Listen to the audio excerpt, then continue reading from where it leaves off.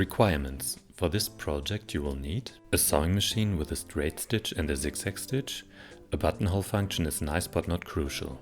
A steam iron, measuring tape, pins and clips as an option, regular and top stitching thread, some scotch tape, paper scissors and fabric scissors, strong machine needles and 4 jeans buttons, a soft pencil and maybe an erasable pen or chalk, a seam ripper, a hammer, a pipe wrench and a nail, some fusible interlining. For the fabric I recommend medium weight, non-stretchable fabrics. For these pants we don't need a lining, as the pocket bags are made from shell fabric only. That makes an easier workmanship and we get a clean finish on the inside. Pre-wash your fabric to let it shrink and to wash out the chemicals. Then let it dry and flat iron your fabric. Use your own pattern or download the pattern offered in the link below. These are all the pattern pieces we need. You will get a left and a right piece when you fold your fabric in half, matching at the selvage. Don't forget to snip all notches. These information are important. We'll be waiting with the waistband to make alteration possible. If your fabric looks similar on both sides, mark the wrong side of each piece. Now we can start sewing. Back pockets and yoke. Take the back part of the paper pattern and pierce the corners of the back pocket. Transfer the positions on the back pants using chalk, an erasable pen or a soft pencil. Use the notches to fold the top edge in place and press.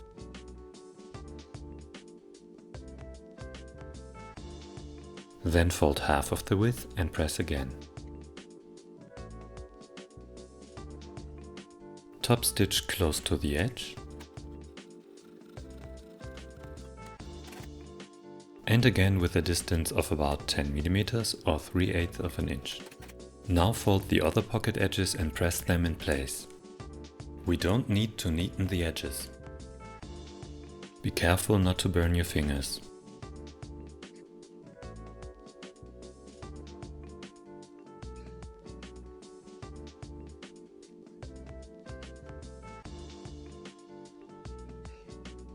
If you like, you can add some decorative top stitching. I like it plain and leave it like this. I'm using a little mirror as an underlay. It makes it easier to slide in with the needles.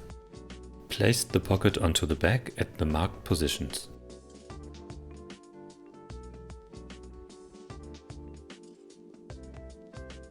The top edge needs a little ease. This will disappear when you wear your pants later. Placing something into the bag can help to create the extra ease. Pin the bag with needles, leaving a distance to the edges. Before sewing, I'm using my screwdriver to fold the edge underneath. I'm starting 1 cm from the corner and top stitch all around close to the edge. In the corners I'm lifting the presser foot to turn the fabric. When you're not sure if the next stitch is about to go over the edge, use the hand wheel and go slow.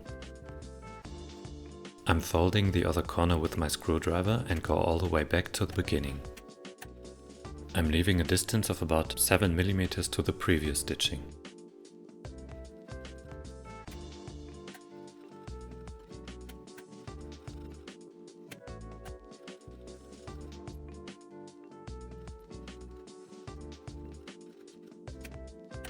Now do the same for the other pocket. Place the yoke onto the back, right side on right side.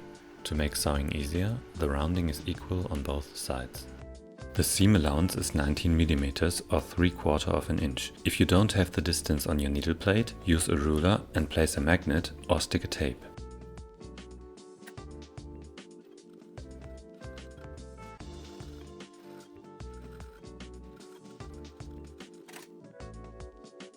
Part the seam allowance and press.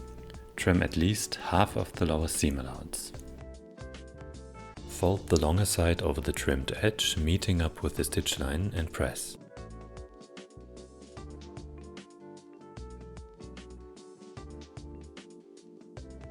Then fold the allowance to the bottom and press from both sides.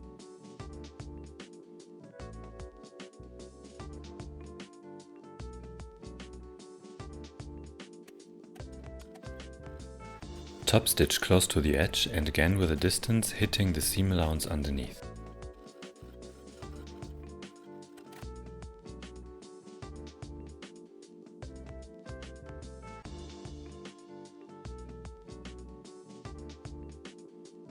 Bring the yoke seams on the same level and pin a needle.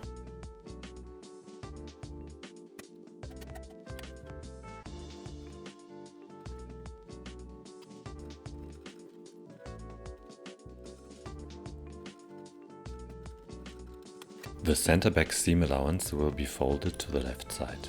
Place your pants like this, left leg wrong side up, and trim 10 mm of the upper seam allowance. Stretch the seam allowance in the curve, fold the longer side over the trimmed edge, meeting up at the stitching line, and press. Fold to the other side and press again.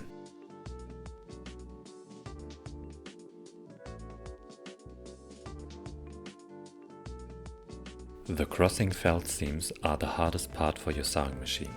Use a hammer to flatten the bark.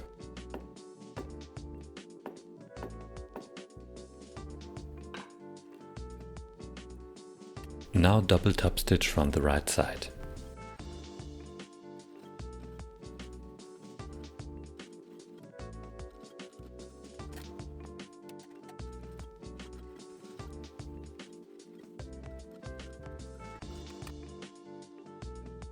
Coming up next, sewing the front pockets. Take the paper pattern pocket back piece, pierce the corners of the coin pocket with a seam ripper and transfer the positions on the fabric. This time I'm using a soft pencil. The markings will be gone after the first washing. Use the notches to fold the top edge in place and press, then fold half of the width and press again. Top stitch the top edge. Now fold the rest of the pocket edges. The seam allowance is 10 mm or 3/8 of an inch.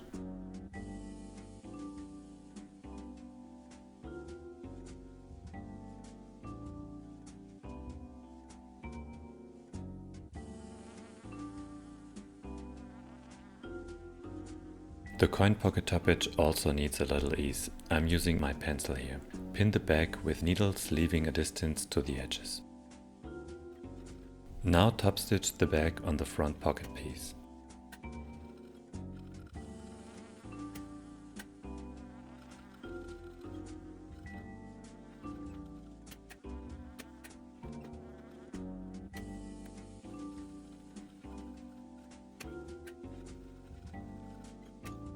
Because they're so convenient, I always make 2 coin pockets, one for each side. Place the pocket bag right side on the front part and pin the pocket entry. The seam allowance is 10 mm or 3/8 of an inch. Go slow in the curve. Cut the seam allowances in the curve and press them apart.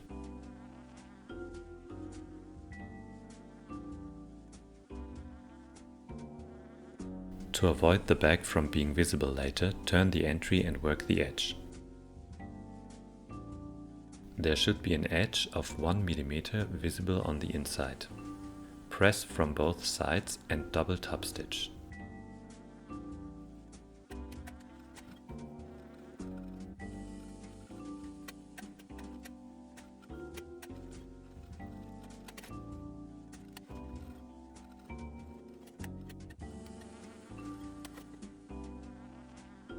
Fold the pocket bag according to the notches and pin the bottom line wrong sides together.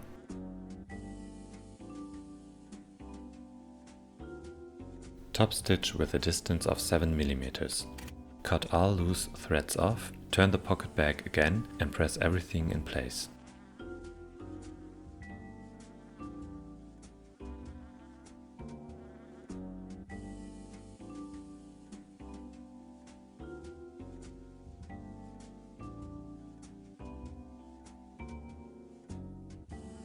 Top stitch the bottom line again for a clean finish on both sides. The rounding prevents little things like coins from being stuck in the corner. Pin the top edge as shown. For practical reasons, there's extra ease in the pocket entry. Without that, the pocket would be very uncomfortable. Stitch top edge and side seam in place with a small distance of 6 mm. Sewing the front fly. Interfacings will add some extra strength to the fabric, which will support the buttons and the buttonholes later. I'm using a fusible interfacing. Because of the glue, the adhesive side is shiny and feels rougher. This side will get in touch with the fabric. Press without steam.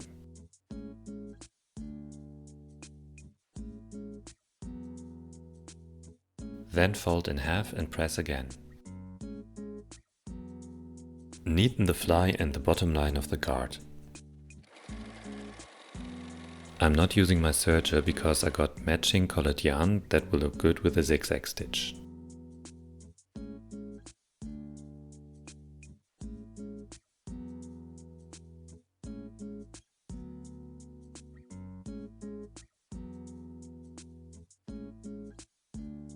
Then transfer the buttonhole positions on the fly.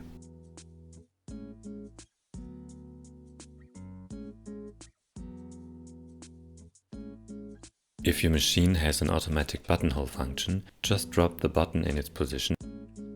Always practice before sewing the final buttonholes. Use some fabric waste and adjust stitch length and width until the outcome is nice. Also compare the desired position with the outcome.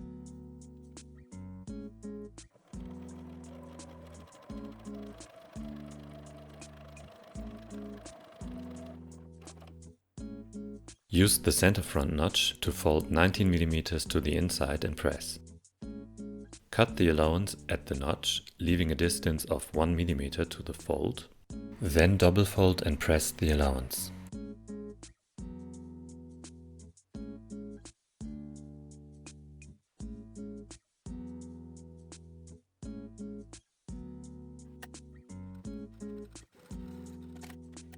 To avoid the fly from being visible later, I'm leaving a distance of 2 mm to the center front edge.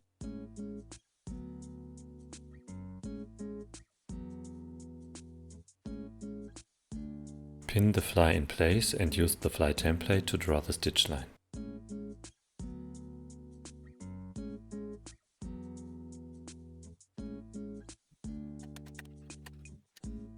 Double top stitch all along. It might be easier to start from the top.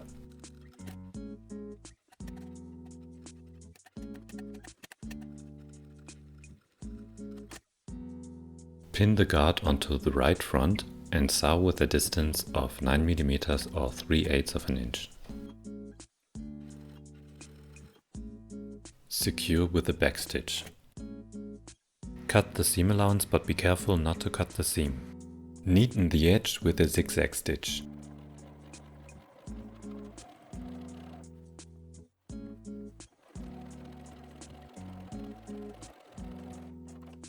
Unfold the guard to the front and press.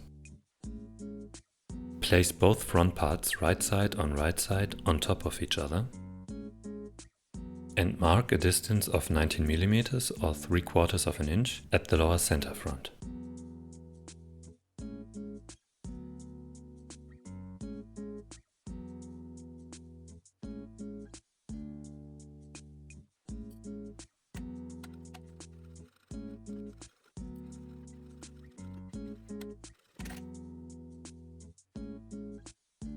Cut half of the seam allowance away and stretch the longer side in the curve. Fold the longer side around and make sure the edge matches with the seam line. Stretch, fold again and press.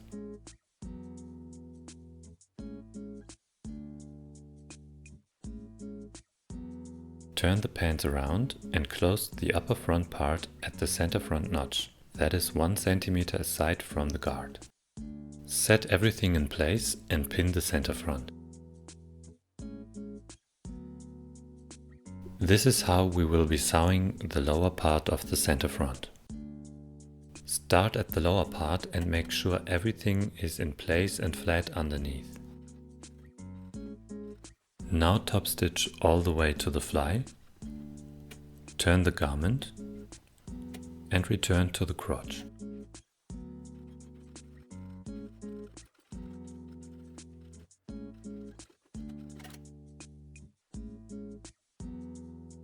If you like, you can add a bar tag to keep the guard in place.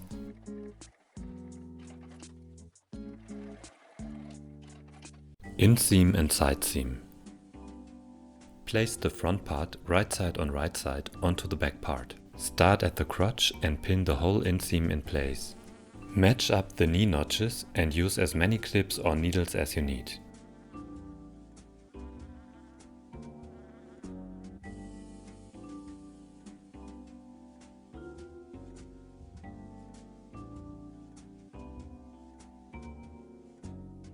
Now close the whole inseam. The allowance is 19 mm or 3/4 of an inch. Cut back half of the front seam allowance.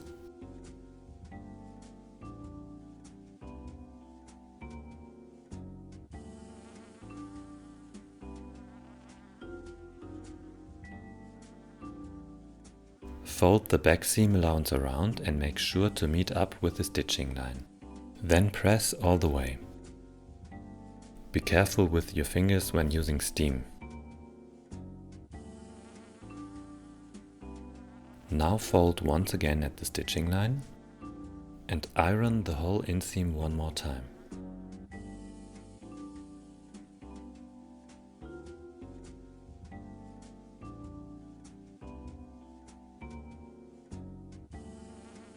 Now we have bulky crossing felt seams again, which we will handle with a hammer like before.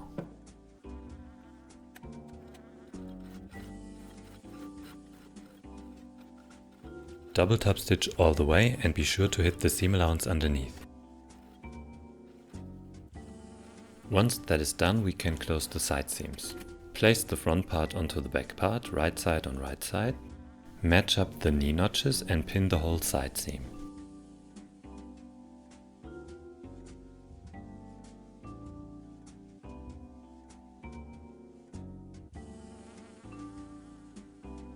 Machine baste with the longest possible stitch on your machine for both sides. Now is the time for the first fitting, and we have the chance to add or reduce width. Keep in mind that the waistband isn't attached yet. It might look a little too low. You should have a little extra width at the sides. As the side seam allowance is 19 mm, we can add up to 4 cm in total. If necessary, add or reduce width at the side seams. Waist and hip might need different alterations. When you're done, measure the difference at the waist. Twice as much needs to be altered at the waistband. Place the new side seam notch in the middle. Without alterations, we can go over the previous stitching with a normal stitch length. To reduce the bulk, trim the seam allowances to 1 cm or 3/8 of an inch.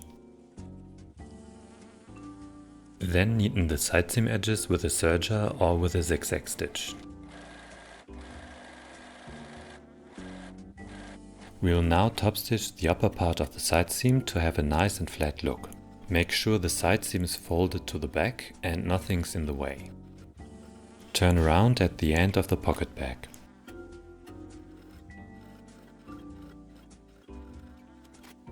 Belt loops and waistband. For the belt loops, we need a stripe of 24 inches or 61 cm in length and 4 cm or 1.5 inches in width. I'm using the selvage for this because the edge is already neat. Fold 1/3 of the width and press.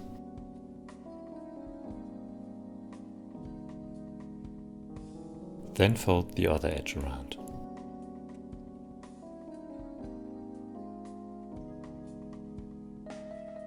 Double top stitch all the way. The distance is up to you, but it's a good idea to hit all layers underneath.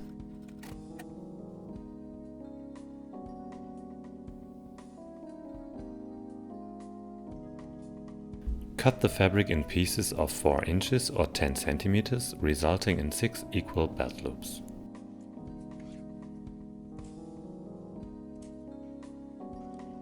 place the belt loops onto the pants. As we will turn the loops later, the wrong side is visible. To have enough space for the belt later, I'm placing the loops directly on the edge of the pocket entry. I like to have 2 loops in the back, avoiding the bulky felt seam in the center. From a logical point of view, I would place the side loops on 50% of the distance. But that would result in having baggy, stand-away loops in the direct front or back view. Shifting the positions to the back solves this problem and we will get a nicer look. Now we can start with the waistband. For the waistband I'm using a 10-45-45-10 triple slotted interlining. But a normal fusible interfacing would work just as good. The finished height should be from 1.5 to 2 inches or 4 to 5 centimeters. Transfer the notch positions starting at the side with the underlap, then fold and press the edge in place. Turn the pants inside out and pin the unfolded waistband edge to the pants beginning at the underlap.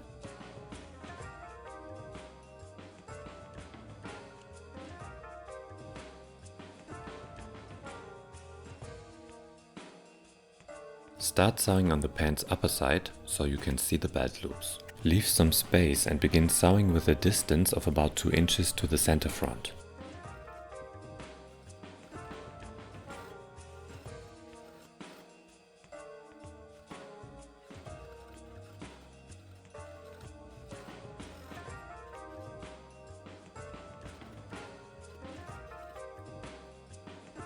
Stop sewing 2 inches before you reach the end and secure with a backstitch. Now fold the waistband in place as shown. This will help avoiding bulk on the right side.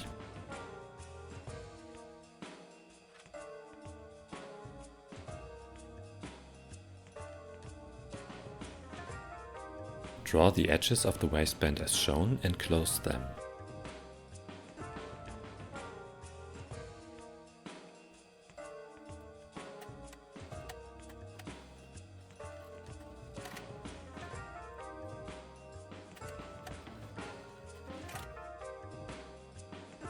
Trim the edges and turn them inside out.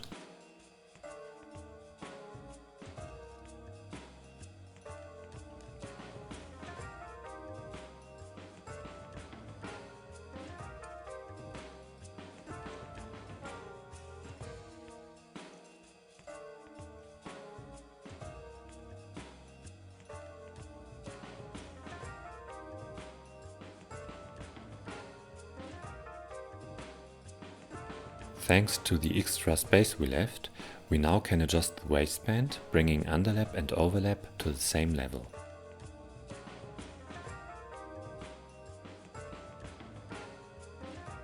The underlap top edge should not be visible. Pin the whole waistband in place, keeping all seam allowances and threads inside.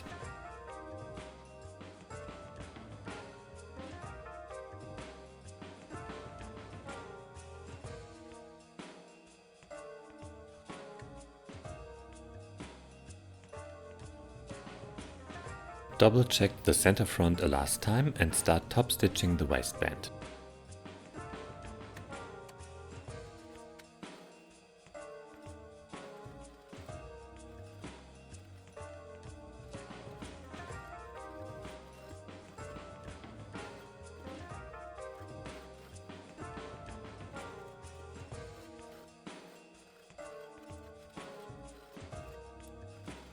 Now it's time for the waistband buttonhole. I tried using the automatic function again, but due to the different fabric layers underneath, my machine failed terribly. Therefore I'm doing this manually using a small zigzag stitch. Do a test run on some fabric waste first, draw a line for the buttonhole and try to match up with a zigzag stitch around. Have a look where the needle hits the fabric first and use the hand wheel if necessary. Start right from your drawn line and plan enough width for the zigzag stitch and the space for the buttonhole itself. Stop at the end of your line, then do a second row on the left side, leaving enough space for the buttonhole. Now zigzag the edges and make sure the length of your buttonhole is a tiny bit wider than your button.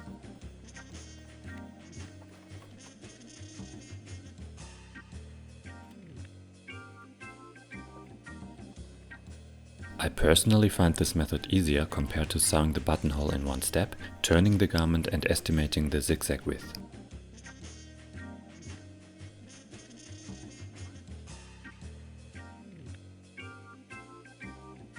Pin needles and cut the holes with a sharp seam ripper, and be extra careful with your fingers here.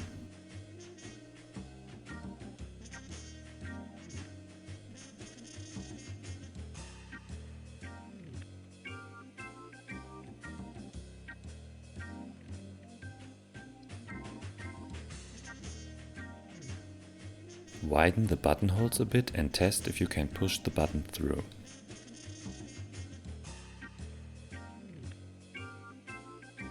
Now it's time for the buttons. Pin a needle at the center front, which is 3/8 of an inch or 1 centimeter left from the card, then draw the button positions through the buttonholes. It's better to use a pencil here instead of an erasable pen or chalk. Pierce the positions with a seam ripper and use a nail to widen them.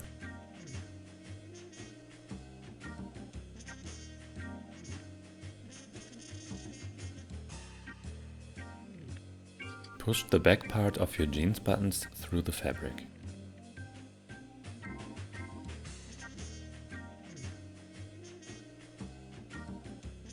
Take a pipe wrench and some fabric waste to apply the buttons. Set the wrench up like this and press gently. Pressing too hard will possibly damage the buttons.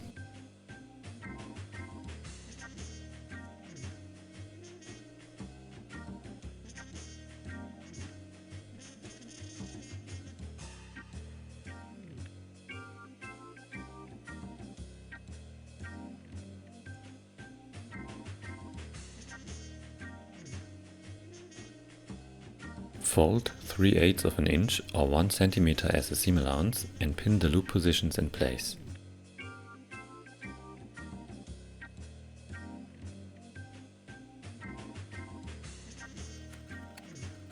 You can sew the loops with a narrow normal stitch or with a zigzag stitch to get a bar tag. I'm using a piece of folded denim to even out the layers under the presser foot.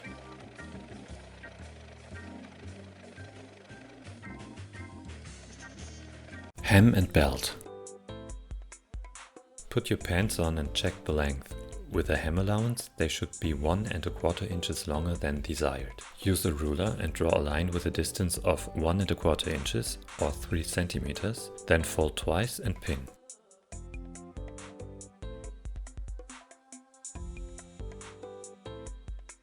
The finished hem width is 5/8 of an inch or 15 millimeters.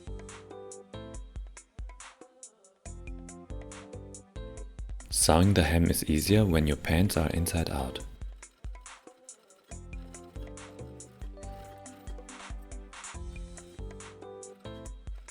Use your fabric leftovers to make the belt. According to the size of your leftovers, you might have to split the length in 2 or 3 pieces. The length is your waistband circumference plus 40 inches or 1 meter. Draw 2 parallels with a distance of 12 centimeters.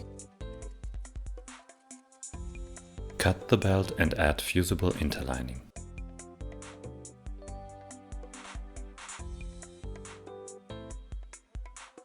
Place the belt pieces perpendicular right side on right side and draw a 45-degree line. Top stitch the line and cut off the excess fabric.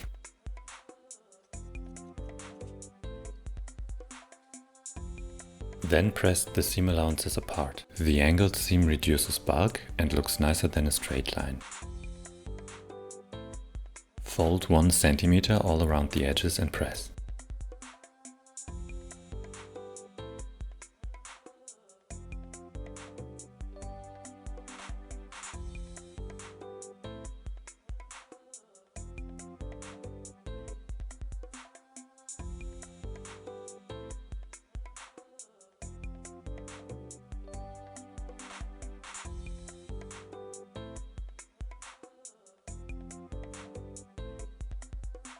Now fold the ends and close the belt.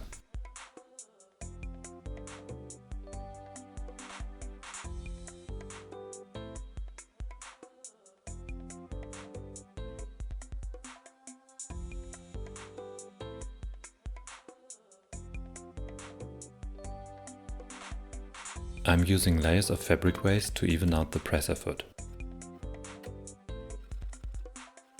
Top stitch all along the edges.